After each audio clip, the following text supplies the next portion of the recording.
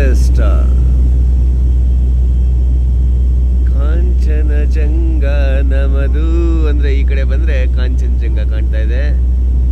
ಇದೇ Mount Everest. ನಾವೇನು